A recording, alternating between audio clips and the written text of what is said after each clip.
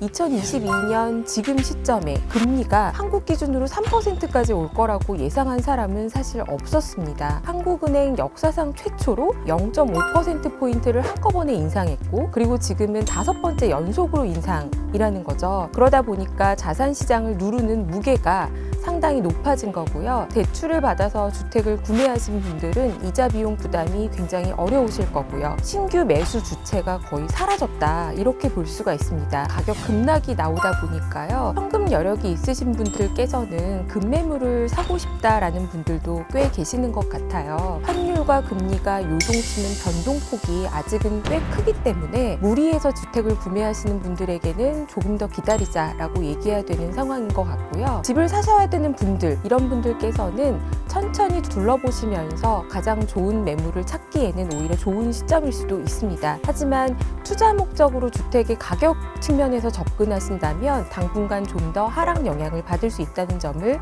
명심하셔야 될 것 같아요. 전세 가격이 매매 가격보다 더 많이 하락하는 지역이 속출하고 있고, 깡통 전세라고 하는 지역들도 꽤 나오고 있습니다. 그래서 당분간은 전세 가격이 안정되는지를 먼저 확인하시는 것이 필요하고요. 월세를 내는 것과 집을 매수해서 이자 비용을 내는 것, 이 두 가지를 비교해 봤을 때 그래도 집을 사는 것이 낫다라는 수준까지 집값이 하락하게 되는 지역도 나오고 있습니다. 그런 지역이나 상품에 대해서는 본인의 재무 구조를 깐깐하게 보수적으로 살펴보시고 매수를 하시는 것도 좋을 것 같습니다.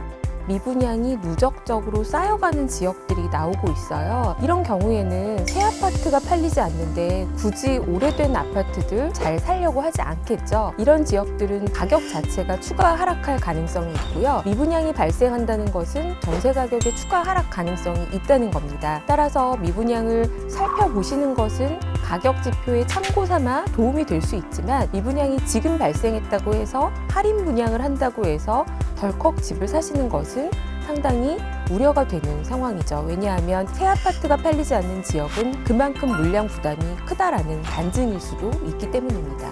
가장 안타까운 분들이에요. 사실 투기적 목적이 아니었고 집값이 너무 오르니까 더 오를까봐 무리해서 집을 사셨는데 이자 비용을 감당하기 어려운 분들이 좀 많아지고 있는 것 같아서 상당히 걱정이 되는데요. 급매로 파시게 되면 부채를 청산하고 수중에 남는 돈이 별로 없으시거나 오히려 아예 사라지는 경우까지도 나오고 있어요. 따라서 이런 경우에 너무 무리해서 급매로 던지시게 되면 그 자체로도 손실이 너무 커질 수 있기 때문에 그다지 권장하는 방법은 아니고요. 무리해서 산 집을 전세로 내놓고 그보다 조금 더 작은 집이나 현금 여력에 맞는 월세로 들어가시는 분들이 이자 부담을 줄이실 수 있는 방법입니다.